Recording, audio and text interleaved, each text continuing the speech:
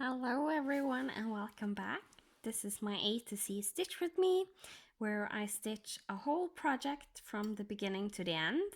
I have already finished the first part in a series, that's the Racoon Cabin. And now I'm on the second part, which is Snowy Dares. And it is the Frosty Forest series by Cottage Needleworks. In my first two episodes, I explain a little bit more how I got everything I needed for this project. I got it from one company called the Patchwork Rabbit that is placed in the UK. And with them, you can say that you want the DMC, the specialty floss, the button, the fabric, and so on. And I got everything from there. So this is what we have so far on the snowy deer, and so we have this wreath right here, but we don't have the cones that's hanging down, and we started doing the border a little bit, work it a little bit down basically. So today I was thinking we are going to do the cones.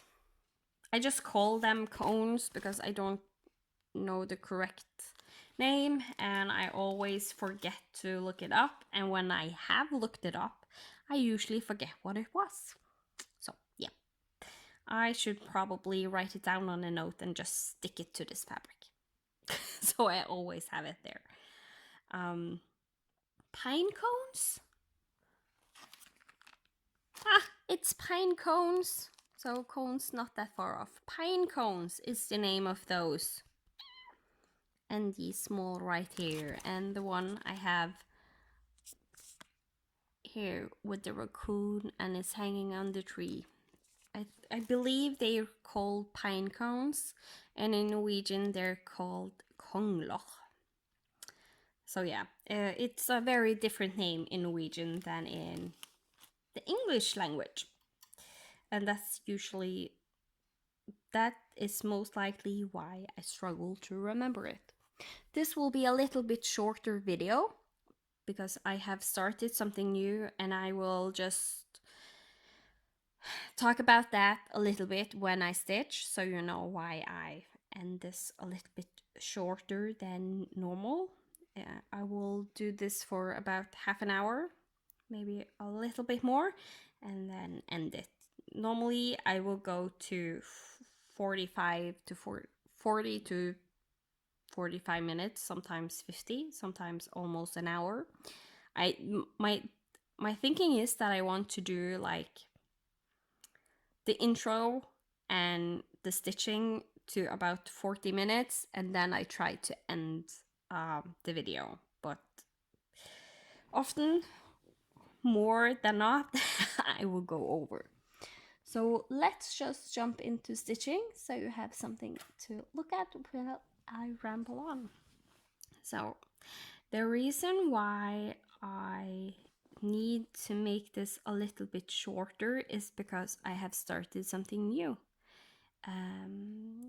It's a diet that is very popular, but I don't do it to lose weight.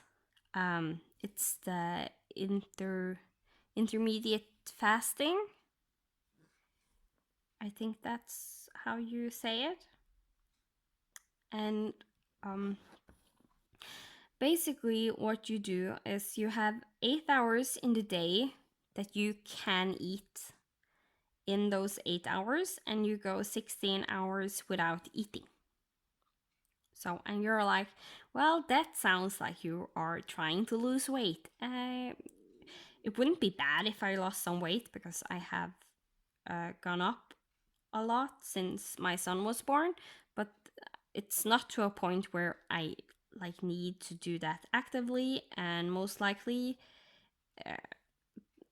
I don't know how that would affect my illness. And there lies the reason why I am doing this intermediary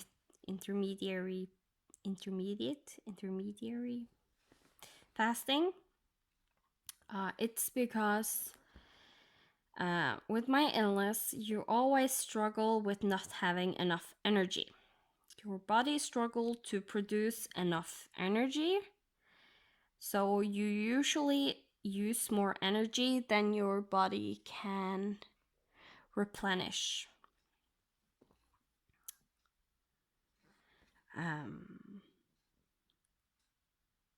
So you need to take a lot of breaks and sleep more than other people, and so on. Plus, there's a whole bunch of other things, but that's the important part for why I do this this way of eating. And I read about a person in the chronic fatigue syndrome, or ME Society, on Facebook. There is like a Norwegian page on Facebook that I'm a part of. And there was a woman there that had started doing this because she wanted to lose weight. And it people, you like, with other diets, people usually get very, like, normal people get ill in the first week or so of the diet, for the body to adjust to this new way you eat, basically, with other diets. But there are not many, like, by like symptoms you get with this intermediate fasting. There's not that many symptoms. And so she had tried this one because she thought that, okay, this might be a diet that I actually can go on. And she was amazed over the effect, because suddenly she felt much better in the days. She managed to wake up earlier than she normally was able to do. So she was shocked. So she actually did write this on the page to be like, how can this be? Why am I getting better with, like, not eating for 16 hours? And then there's one person that is like a doctor. So he, like, answered her with a theory that our bodies use a lot of energy to digest food. That is why we actually can eat, like, in a day, you have a certain number of calories you're supposed to eat in a day. And that is basically what your body uses. And if you train or are very active, that assumption is increased, because your body uses a lot of energy to process all of the food you eat in your body. So the theory was that with this intermediate fasting, your body get a chance to not constantly work overtime with the food, or not, like, constantly have to work with processing food in the body. And that way you are saving a little bit of energy.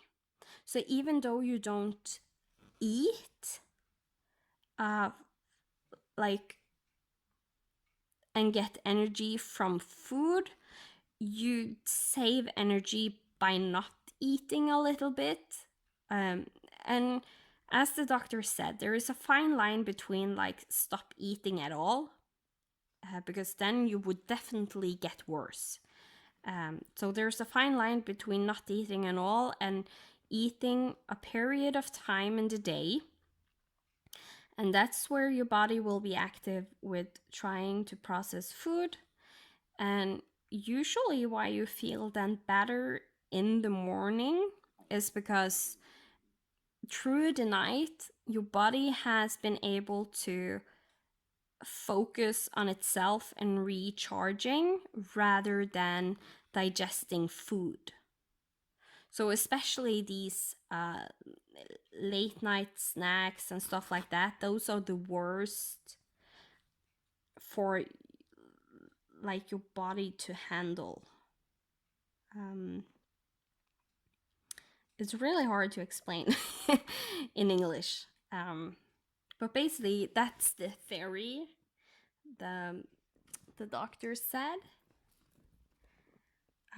He said he didn't know for sure, and he is like not an expert in the area, but that's what he, from his education, was thinking might be correct. And the same thing I was thinking when I did read that, because I am a science teacher and I ace biology, just say it like that. So I have a good understanding of how the body works. So I was thinking the same thing, and then I was thinking, well, maybe that isn't too bad. It's not like it's a miracle cure and I function so much better, because since I eat less, especially in the mornings, I can't do much before I start getting ill. So, but this, but that was the same thing when I didn't go on intermediary fasting. I couldn't do much in the mornings before I got ill. So there's like not a change in that behavior, but a lot of the change go in. I feel much better in the morning. Like I feel better. I don't wake up tired. I actually wake up and feel like I have had a good night's sleep, which I haven't had in many, many years. So it's it was almost like a little shock for my body, like waking up at 8 a.m. and not being tired. I haven't done that. I'm not joking when I say it's at least 10 years since that ever happened to me, if not more. So yeah. So I have really I'm feeling much better because of that. That doesn't mean I can do more because my illness is still there. Um, but just the chance to feel a little bit better, it's so worth it for me. Um, and it has helped. I have like been struggling with trying to not fall into a big depression, because I have felt a big depression coming on with the holidays and everything that has happened, and we have some economical we have some money trouble now, and yeah, that usually set off a depression, and I can feel it coming, and I was struggling to like not let it hit me for full. um so and with this, just feeling better each day has really helped a lot. So instead of me waking up um, at noon, or the earliest I managed to force myself awake was 10 a.m., and then I was like really I felt really bad when waking up. Um, and usually my day wouldn't start until 1 or 2 p.m., where I could start doing things in the house and so on, because that's when my body started functioning a little bit better again. But still, I always need to be careful of how much I do. But now I wake up at 8. Usually then sit and stitch or watch some floss tube, maybe play some video games until it's noon, and then I eat. And about a half an hour to an hour after I have eaten, I feel good enough to start doing some small chores, so to like start doing some things in the house. And sometimes between 8 to noon, I maybe put on a load of laundry, like just small stuff like that. And when it's after noon, after I have eaten and body has gotten some time to start processing, then I usually start fold the laundry and so on. But it's not like I do much more in the day. It has more to do with me feeling better each day. And that's a really big help.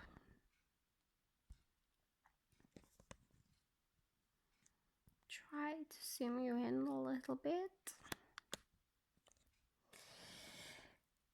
So yeah, that's what I have started. And now just see. I just have done this for a week or two, so I still need to try it out a bit longer to see how it works. Right now I'm in a bad period again, so I'm not able to do much. But I still do feel a little bit better. I'm not waking up at 8, I'm now waking up at 9, so I don't know if it's just my illness having a bad period or if it's part of my body still adjusting to this new way of eating. So, but for now it is working and I'm feeling better, so I will continue doing it. And I was thinking, since I'm not doing it to like lose weight, that I could not be so strict in the weekends. So I had one weekend where me and my husband was watching film. We have started to watch all the James Bond movies from release, when they were released, from beginning to the end. And I did eat like when it was after those 8 hours, just with a 1 hour difference, and that worked out. Like it was okay. It wasn't bad. It wasn't like the best. But then we, in the middle of the week, played board games with a friend of ours, and he had some candy with him. And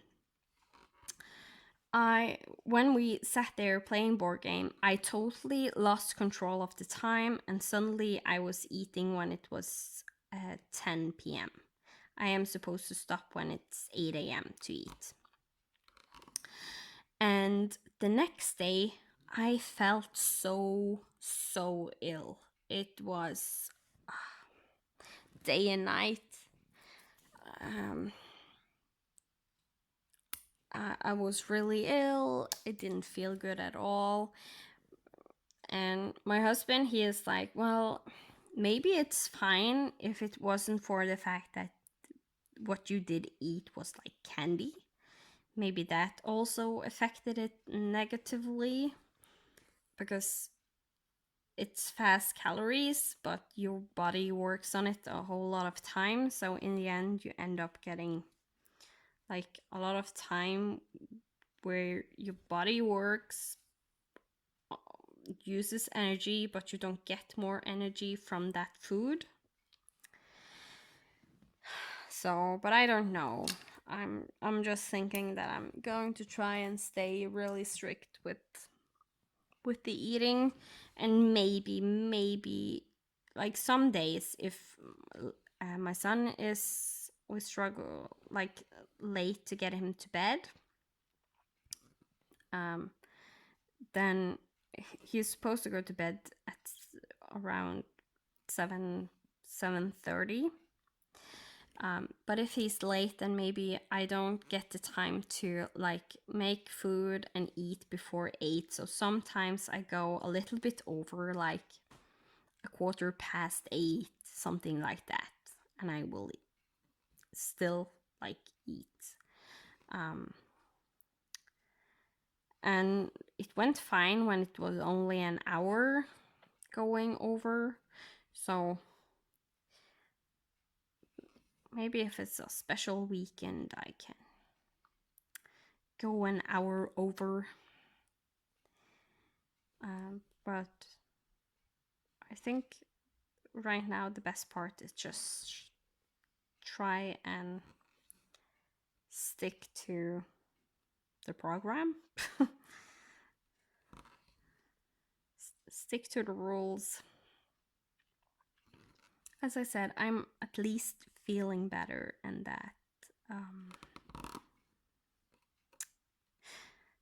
that's nice. That's really nice.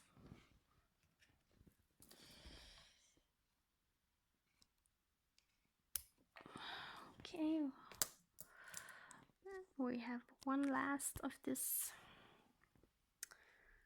round. I hope I can squeeze out these last 5 stitches on this length. That would be nice to not have to start a new floss for like 1 stitch.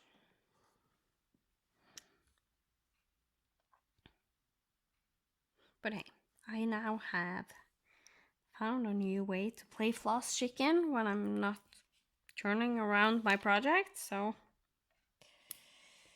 I think we can do it.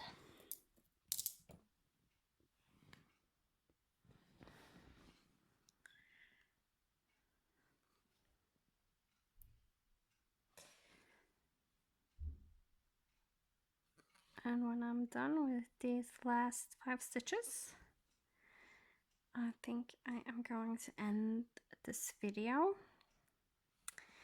and go and make some food and eat, because it's already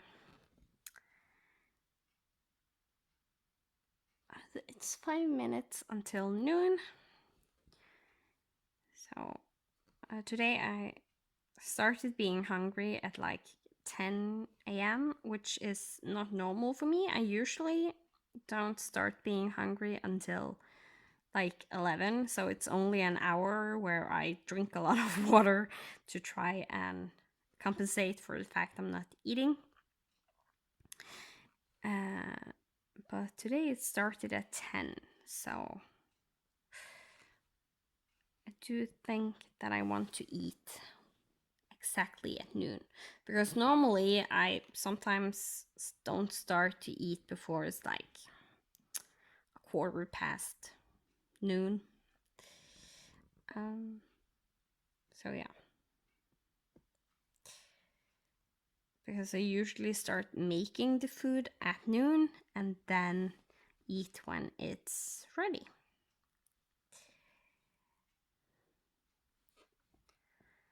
And there actually was enough stitches for this, so that's nice.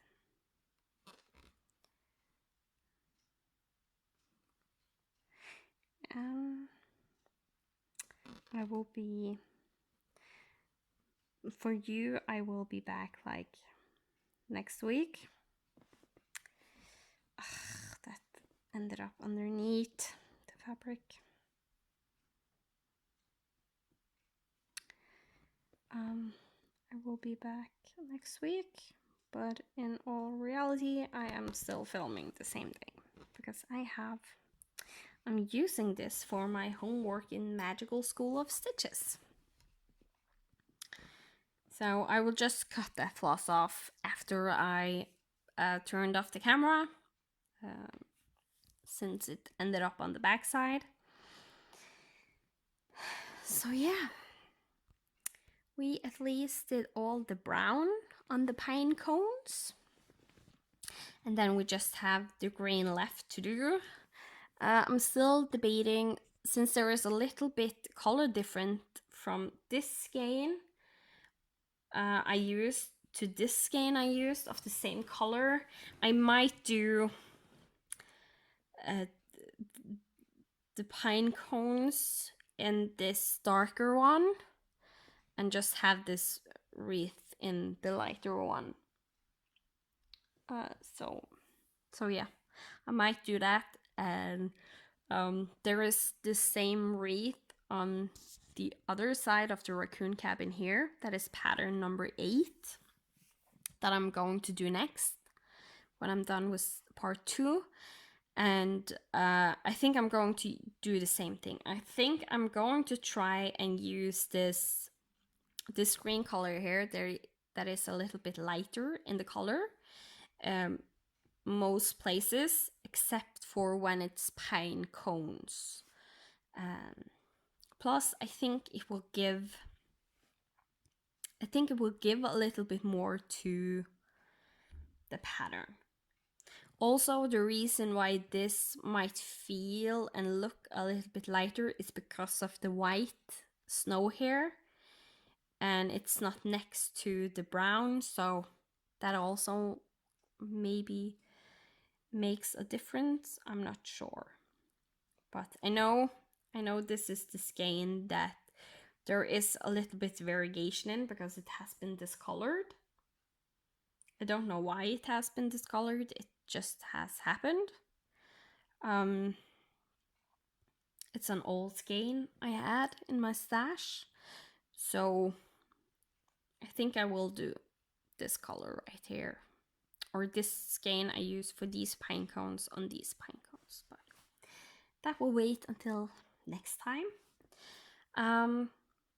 So next time, continuing on the pine cones, and I will also try and do some of the snowflakes just to get a little bit more of the white done while doing the green. I know I said I like to work top down, but at the same time, I think it can be boring if I just do all snowflakes.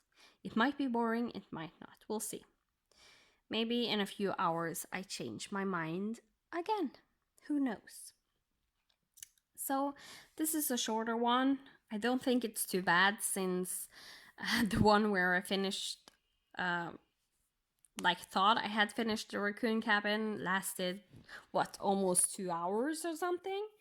That equaled almost 3 videos, so I really should have stopped that one and made it in 2 parts. But I really did think that I could finish in just a video. But again, it shows I'm not getting as much stitches done as I normally would. Like this video, I have stitched for about 20 minutes, something like that, and I managed to do 30 stitches. I have done 30 stitches, and that is really low stitch count for me, because I usually do a minimum of 100 stitches in an hour. So if you add up 20 minutes times 3 is 1 hour, then I would only get 90 stitches. And that is just with doing one color. Yes, it's starting and stopping on each of these sections, but it's still the same color. I didn't have to look for colors and so on. So I am much slower stitching this. So in all honesty, I think I'm closer to maybe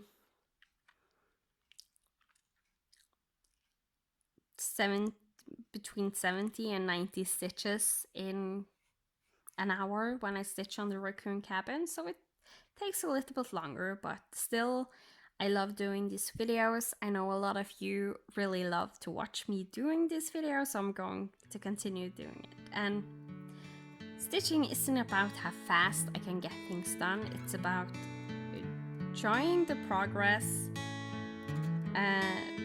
enjoying the process, and also enjoy to see the progress that I have done. And even though this was only 30 stitches, it looks like a lot. For me at least. I know it's like not a bunch, but I finished all of those middle parts of the pine cone. So that is a goal in itself to finish. So always trying to look at the bright side of life, especially when stitching, and wanting to see progress. Like, enjoy the little things that you can see. I find, especially with full coverage picture, that is especially important, because it can be hard to like see good progress even though you have done like 2 pages, because it's all background. But still, that is a lot of stitches and it's a good progress. So I will go and eat, and you will see me next week.